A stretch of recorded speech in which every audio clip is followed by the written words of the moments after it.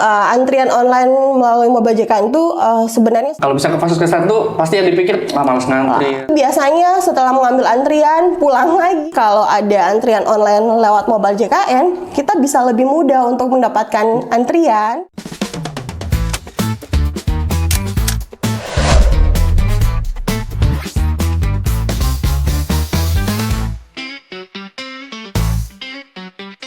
Assalamualaikum warahmatullahi wabarakatuh. Halo Sobat JKN semua. Kembali lagi di podcast Bincang JKN di Lubuk Fornia. Di episode kali ini kita kedatangan tamu spesial yang sangat cantik dari bagian mutu Pelayanan fasilitas kesehatan. Kakak Dewi Anggraini. Anggraini. Ya. 1G. 1G. Kakak Dewi Anggraini dengan 1G. Dari sebagai staf Mutu layanan fasilitas kesehatan. Mutu layanan fasilitas kesehatan. Nah, Kak Ewi, saya panggilnya Kak Ewi ya, supaya lebih ini ya, lebih akrab. Iya, supaya boleh lebih ya? akrab. Oke. Jadi, Kak Ewi, BPJS Kesehatan ini kan sekarang lagi gencar-gencarnya namanya transformasi mutu layanan. Iya. Nah, salah satunya itu yang mungkin yang lagi hype adalah transformasi digital, utamanya adalah antrian online melalui aplikasi Mobile JKN. Mobile JKN, iya. Antrian online namanya aja udah keren banget ini. Online. Jadi memang kekinian sekali ya namanya. Dan sesuai juga dengan tagline transformasi digital. Nah, tapi ini masyarakat nih bertanya-tanya nih, apa sih antrian online BPJS Kesehatan ini? Mungkin boleh dijelaskan. Oke, baik. Adi, antrian online melalui Mobile JKN itu sebenarnya salah satu fitur yang ada di dalam aplikasi Mobile JKN, di mana kita bisa mengambil antrian melalui fitur itu tanpa harus datang ke fasilitas kesehatan. Tanpa datang ke fasilitas kesehatan? Iya, jadi kita tidak perlu datang pagi-pagi ke vaskes, ke rumah sakit, ke puskesmas itu untuk ambil antrian awal, tapi kita bisa mengambil antrian dari rumah. Dari rumah? Sambil nonton TV, ya, sambil masak mungkin, jadi tanpa perlu harus datang ke vaskes. Jadi tidak usah datang ke vaskes ya, dari rumah. Ini kata kuncinya dari rumah. Dari mana saja? Dari mana saja? Jangan mungkin Adi lagi sementara di kantor sakit, terus mau berobat harus ke vaskes dulu. Jadi untuk ambil antrian itu tidak perlu lagi. Jadi kita bisa mengambil antrian itu dari mana saja. Tanpa harus datang ke vaskes lebih awal untuk mengambil antrian awal. Iya, karena emang yang menjadi masalah ataupun yang menjadi keluhan mungkin ya di masyarakat ya terkait dengan kalau bisa ke fasilitas kesehatan tuh pasti yang dipikir malas ngantri. Iya, lama antrinya. Berarti Mobile JKN ini ingin menjawab hal tersebut ya, menjawab keluhan atau keresahan sih sebenarnya peserta. Jadi kan biasanya itu ada yang mengeluh apalagi untuk yang jauh kan mungkin harus datang awal, harus datang pagi-pagi sekali ke vaskes untuk ambil antrian. Kan kasihan. Iya, betul. Habis itu biasanya setelah mengambil antrian pulang lagi. Iya, karena mungkin belum buka polinya, jadi pulang lagi kan biasanya. Nah, itu ada buang waktu, buang biaya, buang tenaga.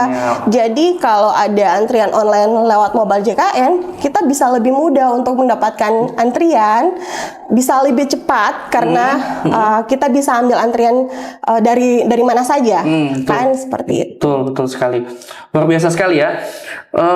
Tadi dikatakan terkait dengan kemudahan akses ya, memberikan akses. Iya, kemudahan akses layanan. Nah, terkait dengan aksesnya ini, apakah sudah bisa, khususnya di masyarakat kita nih di Kabupaten Banggai? Di Kabupaten Banggai ya. Apakah sudah bisa dinikmati oleh semua wilayah fasilitas kesehatan khususnya atau bagaimana? Iya, untuk Kabupaten Banggai sendiri kita sudah punya 33 FKTP ya, FKTP yang bisa kita mengambil antrian melalui Mobile JKN. Ada 2 yang belum karena keterbatasan jaringan komunikasi. Tetapi selebihnya kita bisa gunakan FKTP maupun ke FKRTL. Iya, sudah bisa diakses. Iya. Oke, berarti sebagian besar lah ya sudah bisa ya, harusnya digunakan oleh masyarakat ya untuk semakin memudahkan dalam khususnya mengambil antrian di fasilitas kesehatan. Nah, lanjut nih ke cara penggunaannya. Ini kalau saya masyarakat yang mau berobat ke fasilitas kesehatan, gimana nih cara menggunakannya? Caranya. Tadi harus menggunakan mobil JKN utamanya ya? Iya, ya harus punya mobil JKN. Ya, dan harus ada jaringan internet tentunya. Iya, tentu saja. Terus kemudian, harus sudah punya user mobil JKN kan? Untuk mengakses mobil JKN itu kita butuh user. Nah, ketika sudah ada itu, kita bisa membuka menunya. Kemudian di situ nanti ada fitur namanya pendaftaran pelayanan. Dalam kurung ya itu antrian. Di mobil JKN di dalam mobil JKN itu. Jadi di dalam situ kita bisa mengambil antrian. Nanti ketika kita buka fitur itu ada pilihan FKTP maupun FKRTL. Jadi untuk ke FKTP itu bisa puskesmas, klinik Pratama, TPMD atau tempat praktek mandiri dokter, dan TPMDG. Jadi kita ambil mau ke vaskes tingkat pertama nih, itu bisa kita ambil di situ. Tapi kalau ke FKRTL, rumah sakit maupun klinik utama, kita tinggal pilih yang FKRTL. Nah, untuk ke FKTP itu hanya bisa kita ambil di fasilitas di mana kita terdaftar. Oh iya, betul. Ya. Mungkin kalau misalnya terdaftar di puskesmas A, kita tidak bisa mengambil antrian di B. Kalau mobil JKN ya, nggak bisa. Jadi kita hanya bisa mengambil antrian di mana kita terdaftar. Jadi di mana kita biasa berobat ya, di situ kita bisa ambil di mana kita terdaftar. Di situ kita harus ambil antriannya. Baik. Kemudian lanjut. Nah, silakan. ketika kita pilih itu, nanti kita tinggal pilih siapa kan. Mungkin di dalam mobil JKN itu ada beberapa anggota keluarga. Jadi kita bisa pilih yang berobat siapa. Kalau Adi mungkin waktu yang berobat istri, kita pilih istri. Terus isi keluhannya apa, kita pilih dokter yang melayaninya siapa, sama kapan kita mau rencana berobat, mendapatkan pelayanan. Jadi situ bisa kita pilih. Ketika sudah kita isi semua, kita lengkapi, nanti akan keluar nomor antrian. Iya, keluar nomor antriannya. Dan Adi tahu yang paling bagus itu adalah di situ ada estimasinya. Estimasi waktu kapan kita dilayani. Jadi kita sudah tahu nih ini nomor berapa sekarang posisinya, dan kita di nomor berapa. Kapan kita bisa datang ke vaskes. Jadi kita bisa prediksi nih kapan sudah dekat nih 5 nomor lagi. Bisa kita bisa prediksi, bukan cuma dukun aja yang bisa prediksi. Bukan cuma dukun saja yang bisa prediksi. Mobil JKN bisa. Mobil JKN bisa lakukan untuk prediksi. Bisa prediksi kapan kita harus datang. Jadi itu tadi poinnya yang membuat kenapa sehingga bisa mempercepat, mempermudah, dan juga menghilangkan penumpukan peserta di fasilitas kesehatan. Jadi kita mengurangi terjadi penumpukan di vaskes. Baik. Karena kalau antrian biasa kan sebelumnya kita mau antrian nomor 1, 2, 3 sampai 10 kita pasti sudah ada di vaskes. Betul. Kan? Ya, kita harus datang dulu. Harus datang dulu, takut kan ini saya sudah dipanggil atau belum. Jadi otomatis harus tunggu. Sampai akhirnya bayangkan kalau 100 orang pasien yang datang berobat, 100-100-nya tuh tunggu di vaskes, ya akan terjadi penumpukan. Tetapi melalui mobil JKN itu semua bisa kita hindari. Bisa dihindari ya. Kalau semua pasien itu menggunakan mobil JKN, otomatis tidak perlu ada orang di vaskes ya, karena sudah saya tinggal 5 lagi, paling banyak mungkin 5 atau 6 orang. Kita sudah bisa memperkirakan ini perjalanan saya ke sana kira-kira makan waktu berapa menit, seperti itu. Luar biasa sekali, sangat luar biasa kan? Inovasi yang sangat luar biasa sekali dari BPJS Kesehatan. Kemudian nih selanjutnya, kira-kira masih ada kendala nggak, atau mungkin tunggu, sebelum saya ke sana deh. Sebelum ke sana dulu. Berarti tadi kalau setelah saya ambil nomor antrian itu bagaimana selanjutnya? Datang ke vaskes ini ngapain? Maksudnya gimana? Vaskes apakah sudah di sana sudah ditahu atau bagaimana? Kalau sudah ada nomor antrian, ketika Adi dan Ti datang ke vaskes, nanti tunjukkan ke petugasnya. Mereka sudah tahu. Pasti Ibu, Bapak, saya sudah ambil antrian melalui mobil JKN. Berarti kita nggak perlu lagi ngapa-ngapain ya? Nggak perlu lagi ngambil antrian karena sudah ada. Jadi tinggal tunjukkan saja. Tunjukkan saja ke petugasnya. Sangat mudah sekali ya, dan mudah kan? Dan cepat sekali. Kalau ini kita dibayangkan saja sepertinya memang sangat sangat membantu dan memudahkan peserta menyelesaikan beberapa keluhan yang ada tentunya.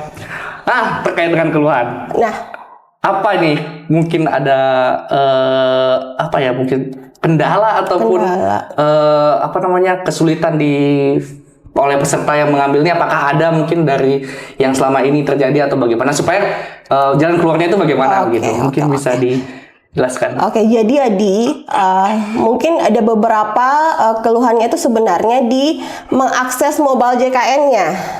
Nah, ketika beberapa peserta itu kadang mengeluh seperti ini, mau akses mobile JKN-nya itu sudah tidak bisa karena nomor HP yang digunakan itu berbeda dengan nomor HP yang pertama kali mendaftar. Perbedaan data di mobile JKN ya? Perbedaan datanya. Bukan aplikasinya, bukan fitur antriannya, tidak. Tapi justru datanya. Ketika kan pertama peserta tuh sudah punya nomor handphone yang pada saat mendaftar itu dimasukkan juga data nomor handphonenya. Nah, ketika kita mau membuat user mobile JKN itu kan kita butuh nomor handphone lagi. Itu tidak cocok. Biasanya sudah tidak aktif nomornya atau sudah ganti nomor. Nah, yang parah itu dipakai orang lain. Kadang-kala kan peserta mendaftarkan keluarganya menggunakan nomor handphonenya. Itu. Jadi pada saat dia mau membuat user menggunakan nomor handphonenya peserta sudah berubah atau sudah digunakan oleh orang lain. Nah, kalau yang sudah ganti itu bisa kami bantu karena untuk di Kabupaten Banggai sendiri itu kita sudah buatkan satu grup WA yang isinya itu semua petugas perwakilan dari semua Vaskes di Kabupaten Banggai, baik FKTP maupun FKRTL. Jadi ketika pada saat peserta datang ke Vaskes kemudian ada kendala tersebut, itu petugas bisa membantu kami untuk mengirimkan data nomor handphone terbaru dari pasien, itu bisa kami bantu rubah. Jadi itu salah satu dari mutu layanan Vaskes untuk membantu peserta kesulitan dalam mengakses untuk membuka mobile JKN-nya. Solusinya sudah ada juga ya sebenarnya. Sudah ada juga solusinya. Jadi sudah ada. Untuk sobat JKN semua, khususnya dari Kabupaten Banggai sudah tidak perlu khawatir lagi atau tidak perlu cemas lagi untuk menggunakan fitur antrian online melalui mobile JKN. Karena dengan segala macam kemudahannya, segala macam kecepatan layanan yang ditawarkan dan juga solusi dari masalahnya, harusnya sudah tidak ada alasan lagi untuk tidak menggunakan. Oke, Kawi, ini. Nah, saya mau bertanya nih, semisalnya ada kasus saya itu dirujuk ke FKRTL, dirujuk ke FKRTL. Yang pertama tuh kan aman tuh kalau misalnya ngambil antriannya kan dari FKTP dirujuk ke FKRTL dia aman.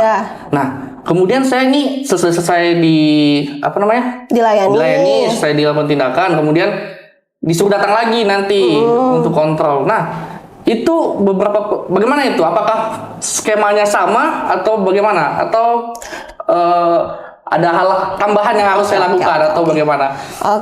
Jadi Adi, kan untuk mengambil antrian melalui mobile JKN itu untuk FKTP sama FKRTL kan berbeda ya. Kalau FKTP itu kita hanya bisa mengambil antrian di fasilitas di mana kita terdaftar. Tetapi kalau Vaskes rujukan itu walaupun ketika kita berobat di satu daerah kemudian kita ke Vaskes FKTP terdaftarnya di sana yang bukan kita terdaftar terus kita diberikan rujukan, itu bisa kita pakai di FKRTL yang dirujuk. Jadi yang ada kita mengambil antrian itu kan, kemudian sudah ketika peserta dilayani dan dokter menawarkan untuk datang lagi, bukan menawarkan sih sebenarnya, kok menawarkan ya. Jadi dokter itu memberikan kesempatan lagi, apa namanya sudah dokter menyuruh atau pasien disuruh datang lagi, lebih amannya. Karena pasien disuruh datang lagi, kembali lagi minggu depan karena masih ada perawatan yang dilakukan ataupun kontrol yang dilakukan. Itu dia. Jadi peserta disuruh datang lagi nih minggu depan. Nah, biasanya kadang kala, bukan biasanya sih, kadang kala ada yang mengeluh, loh kenapa kita tidak bisa mengambil antrian lagi lewat Mobile JKN? Rujukannya masih sama? Iya, padahal rujukannya masih aktif dan kemarin kok bisa, kenapa kali yang kedua nggak bisa? Karena begini, ketika dokter katakan begitu ke pasien, pasti ada surat kontrol yang diberikan oleh dokter untuk pasien kembali lagi. Sebagai pegangan dia. Nah, sebagai pegangan dia untuk kembali lagi. Jadi ketika dokter memberikan surat kontrol itu, surat kontrol yang diberikan oleh dokter itu akan diinput ke dalam aplikasi di rumah sakit ataupun klinik utama di FKRTL. Nah, kendalanya biasanya pasien langsung pulang. Langsung pulang tanpa menyerahkan surat kontrol tersebut. Akhirnya tidak terbaca oleh sistem. Tidak terbaca oleh sistem bahwa pasien harus kembali lagi. Makanya antrian online-nya itu tidak muncul di aplikasi Mobile JKN. Tapi harusnya kalau misalnya sudah diberikan surat kontrolnya ke petugas, harusnya petugas sudah bisa di sistem sudah terbaca Khusus yang ada Kabupaten Bangga ya? Iya, khususnya Kabupaten Bangga. Jadi itu juga harus diingat oleh peserta JKN, sobat JKN sekalian di rumah ini, bahwa untuk surat kontrol itu jangan lupa untuk diberikan kepada petugas. Oke. Wah, berarti sebenarnya sudah tidak benar-benar tidak ada kendala lagi ya sebenarnya. Tidak ada masalah lagi ya. Menurut saya yang untuk mengambil antrian melalui Mobile JKN ini. Nah, selanjutnya Kak Ewi, bagaimana sih sebenarnya antrian online ini dapat mempengaruhi layanan di fasilitas kesehatan terutama ya? Jadi ketika antrian online melalui Mobile JKN ini ada, itu pelayanan di fasilitas kesehatan jadi lebih cepat, lebih mudah. Iya, dan tidak ada penumpukan, tidak ada perbedaan antara satu pasien dan pasien lainnya, jadi lebih setara. Betul. Jelas jadi lebih cepat. Kemudian pasien-pasien lebih puas. Intinya kepuasan di fasilitas kesehatan itu pasien semakin meningkat. Iya, kepuasan pasien itu kepuasan peserta pasti akan meningkat. Dikarenakan kecepatan layanan tadi dan kepastian mendapatkan pelayanan di waktu yang sudah diestimasikan. Sudah diestimasikan melalui aplikasi Mobile JKN. Luar biasa sekali. Baik, Kak Ewi, terima kasih banyak untuk bincang-bincangnya hari ini terkait dengan antrian Mobile JKN. Semoga apa yang sudah kita diskusikan bersama ini bisa memberikan informasi yang lebih kepada masyarakat sobat JKN sekalian yang ada di rumah. Baik, demikian episode Bincang JKN kita kali ini. Saya tutup. Wassalamualaikum warahmatullahi wabarakatuh. Dadah.